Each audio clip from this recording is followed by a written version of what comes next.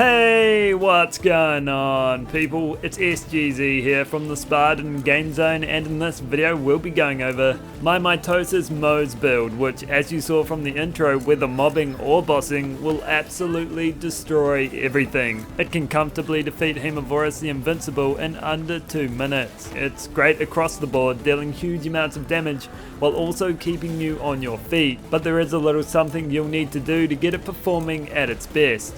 So I'll be covering all that, as well as let you know what gear you want to be using to get it performing at its peak. If this video helped you out, I'd appreciate you helping me out by dropping a like, or hey, maybe you could even subscribe, and let's crack into it.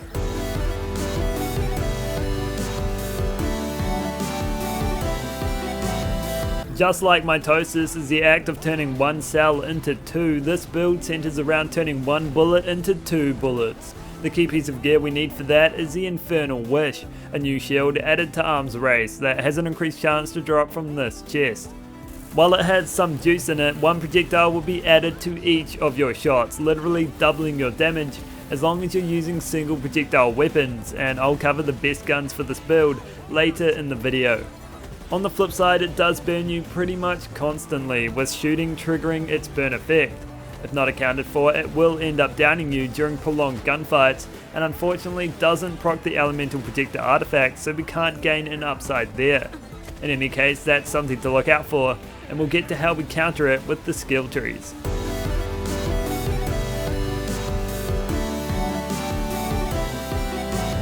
So let's get to it. This build will center around splash damage, single projectile weapons coupled with the Infernal Wish, and one of the main things we want to achieve here is counter the effects of the burning, and that's done mainly in the orange tree, so we'll start there. This tree is largely about boosting our shields, which is just what we need, but we can also use that as a way to boost our damage too.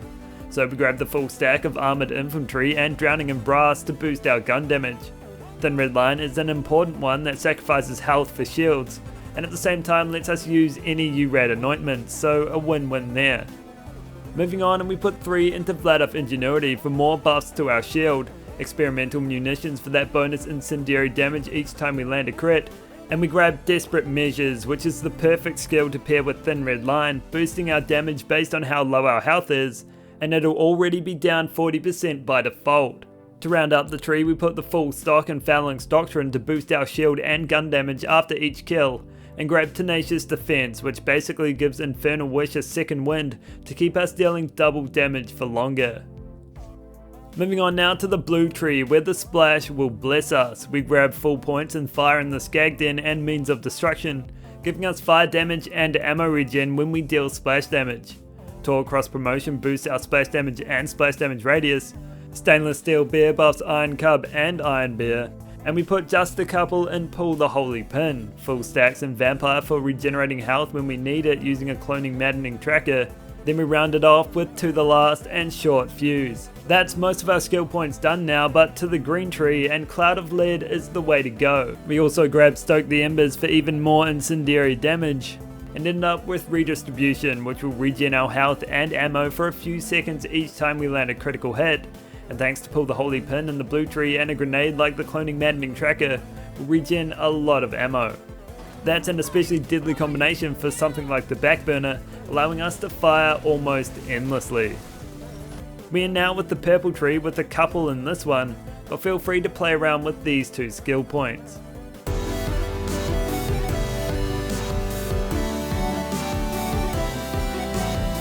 So to the gear now, this is where everything comes together and we can take this build to the next level.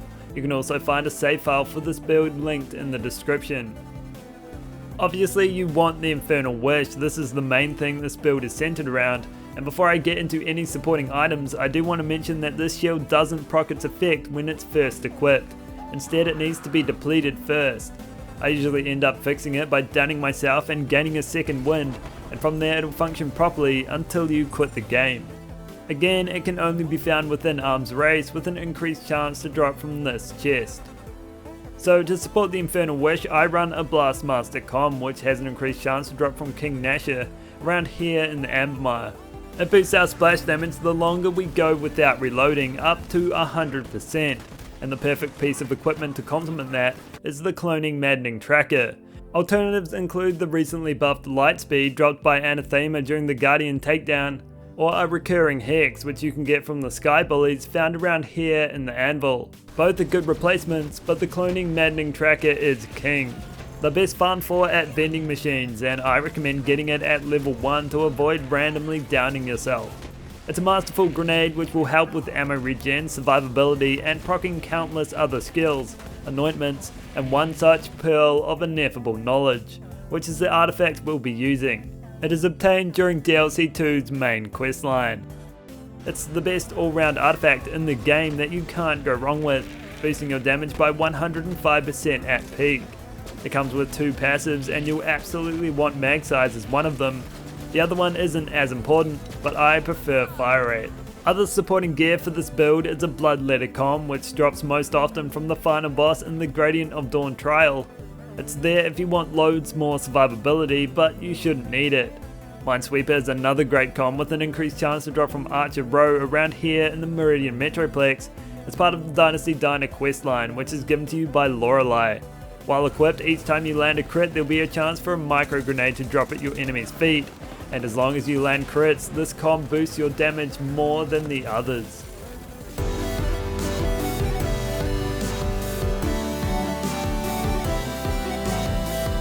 Onto the guns that'll tie it all together, and they're all splash damage single pelleted weapons. The anointments we want are consecutive hits or URAD, and we start with the plasma coil, which always comes in radiation and shock. Like the Infernal Wish, it drops exclusively from Arms Race, with an increased chance to drop from this chest. The most damaging gun in the game just got even more powerful. If you thought a rapid fire burst of 16 elemental projectiles was something, then try 32. This thing will cut down anything in an instant. With it you'll be able to one burst every single mob in the game. It'll obliterate everyone, and it's a little bit disgusting. In this setup it's about as powerful as you can make it, perfect when on a mobbing run, and will even comfortably take on bosses in all their varying shapes and sizes. If you want a mob without aiming, then grab yourself an Atlas Replay, a new pistol that drops as part of the Director's Cut, and will drop the most from Hemovorus the Invincible and Darkthirst Dominion. The Atlas Replay is a mobbing machine, perfect for this build. Tagging enemies with its tracker rounds will boost its fire rate and enable it to blitz the field in an instant. It's insanely good while mobbing, you don't even need to think, killing more people than you'll even realise. And if you think mobbing is the only thing it can do, then think again.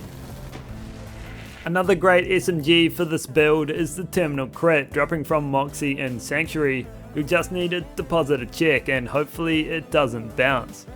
The Terminal Crit always comes in shock and, like the Plasma Coil, deals splash damage. You'll want the single projectile variant to make the most of the Infernal Wish and get it hitting as hard as it can. It supports a massive crit boost, up around 150%, which can be especially deadly with her Minesweeper mod, but I generally used Blastmaster. It's another incredibly powerful SMG, and it also provides lifesteal, which will make you pretty much unkillable if you decide to equip a Bloodletter. But either way you decide to set up, this thing is going to do some work every single day. Now for a boss dropper like no other, the Backburner, an elemental Vladov launcher that will drop the fastest from the Warden around here in the Anvil, but only if you're on Mayhem 6 or above. This is the gun you'll want to boss with, firing an extremely powerful orb that causes mountains of damage on impact. Firing 2 of these per shot shouldn't be legal, as it makes rapid boss kills even quicker and a lot of times instant. You can use it to mob too, but you'll just be holding wasted potential. With bossing, it's clear home. With the Cloning Maddening Tracker, you'll regen ammo even when you're empty, ensuring there is no time where you're not crashing through health bars. It's a must-have in this build and should be your go-to against any tough opponents. So that's 4 great guns for this build, but there is also some other guns you'll want to try out. One is the Free Radical, another Director's Cut weapon dropping from the Gravekeeper around here in Karas Canyon. It's like the Beacon, only stronger, and deals extreme amounts of damage. The projectiles don't stop on impact either and will circle around for another hit. It does only come in shock though, but a URAD anointment will expand your elemental reach, and it is a crazy powerful weapon both on the mobbing front and against bosses. The Calcin is another fine SMG if you want something a little bit different but still just about as damaging. And again, make sure you get the single pelleted variant. For assault rifles, the Soul Render is your best bet, with the skulls dealing massive amounts of splash damage. And if you're looking for a sniper rifle, then you have to go with the complex root and a Minesweeper mod. It'll down you super easy, but it will also blow up everything else. No one is safe from the carnage it can cause. Outside of that, the Boogeyman is a safer bet, while also supporting a high DPS. So that's all for this video. I hope you enjoyed it and can use my Mitosis Moze build to deal some extraordinary amounts of damage. And let me know what kind of build you'd like to see next. If you did, consider dropping a like or subscribing, and I'll catch you in the next one.